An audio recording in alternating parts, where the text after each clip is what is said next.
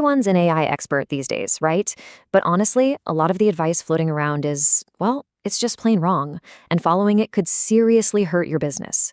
So in this explainer, we're going to cut through all that noise. We'll debunk the most dangerous AI myths and show you what actually works. Okay, let's just jump right into the deep end with probably the most extreme and, honestly, kind of crazy piece of advice you'll hear. This is the stuff that gets people really worried, right? But here's the thing. It completely misunderstands what business is even about. An AI can't build a real relationship. It can't read a room. So to tackle that idea and a bunch of others like it, we've broken this down into 5 key parts.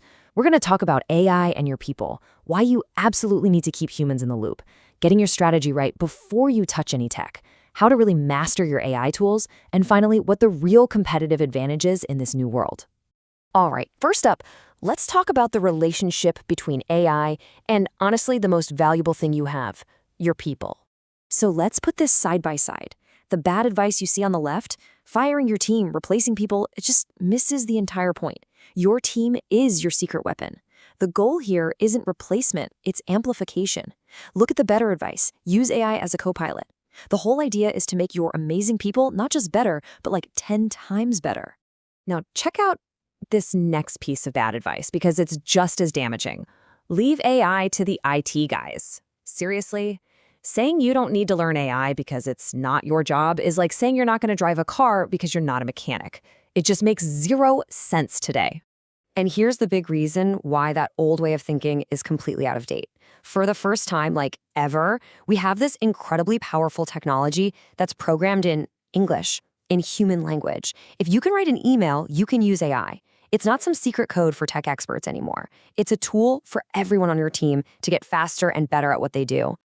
Okay, so that leads us perfectly into our second big idea, keeping humans in the loop. Because believe me, there are some places where you do not want AI flying solo. This one is so tempting, but trust me, it's a massive trap. AI still hallucinates. I mean, it literally just makes stuff up sometimes. And think about it. By its very nature, it gives you the average answer, a middle-of-the-road response based on everything it's seen before. But the best companies, they're built on bold vision and gut feelings, not some watered-down consensus. So what's its proper role then? Think of AI as a world-class research assistant. It is absolutely fantastic for digging up insights, running analyses, and gathering data. But the final call, that has to be made by people with actual real-world experience, people who've been there and done that. This is so true when it comes to brainstorming.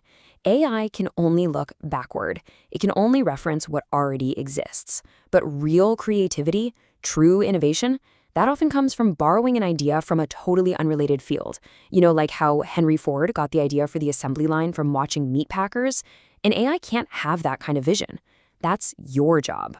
And another place you absolutely need humans is in your customer conversations. I mean, these are literal gold mines. It's where you find out what's broken, what people actually want you to build next, what problems you need to solve. If you automate that all away, you're just flying blind, period. All right, this brings us to section 3, strategy before technology. This is all about getting your process right first, and then, and only then, applying the tool. Oh man, here's a classic piece of terrible advice. Why is it so bad? Because if your process is a mess, automating it just means you have a faster mess. You're just making your mistakes at lightning speed. You can waste months automating something that shouldn't have even existed in the first place. So here's the right way to do it. 1, perfect the process manually. Get your hands dirty. Elon Musk famously had to do this with the Model 3 production line when he realized they'd over-automated everything. Step 2, once you know what works, you can easily spot the biggest bottlenecks. And then, step 3, you apply AI to accelerate those specific points of friction. It really all comes down to 2 different mindsets. You've got the tool collector, who's always chasing the next shiny app. They know a lot about tools. But then you have the problem solver. They're focused on things that are actually worth solving, and they know how to get results. Just remember, nobody wakes up in the morning thinking, I need some AI. No, they wake up thinking, I need to solve this problem. You have to start there. Jeff Bezos just framed this perfectly. He said to think about the things that are not going to change in 10 years. He built Amazon's whole strategy around stuff that customers will always want, like low prices and fast delivery. So focus your strategy on the timeless problems, not on the technology that's changing every single week. Okay, let's zoom in a bit and bring the focus down to you, to the individual level. Our fourth theme, mastering your AI toolkit. So what does the path to real mastery look like? Well, it's not about chasing every new app that drops. That's just a fancy form of procrastination, right? Productive procrastination. Instead, do this.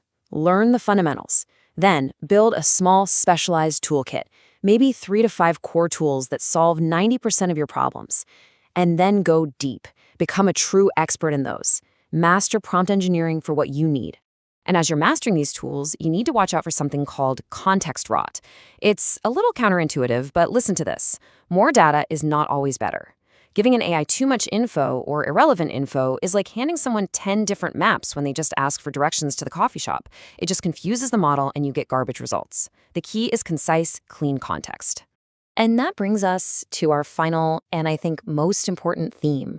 This is where we pull it all together. The real competitive advantage. This is probably the biggest myth of all. The idea that just using AI will magically give you a competitive advantage. Look, if everyone has access to the same tool, how is that an advantage? It's not about if you use AI, it's all about how you use it. So here's the punchline. Your true moat, your real defensible advantage, comes from a powerful combination. It's your unique human expertise, plus your proven process, with AI as the accelerator. It's the unique blend of you, plus the tool that creates something nobody else can copy. And this really brings us to the most important takeaway from all of this. AI isn't here to replace you. It's here to amplify you. So I'll leave you with this question to think about. In this new age of AI, what is the one uniquely human skill that gives you and your business an absolutely undeniable edge?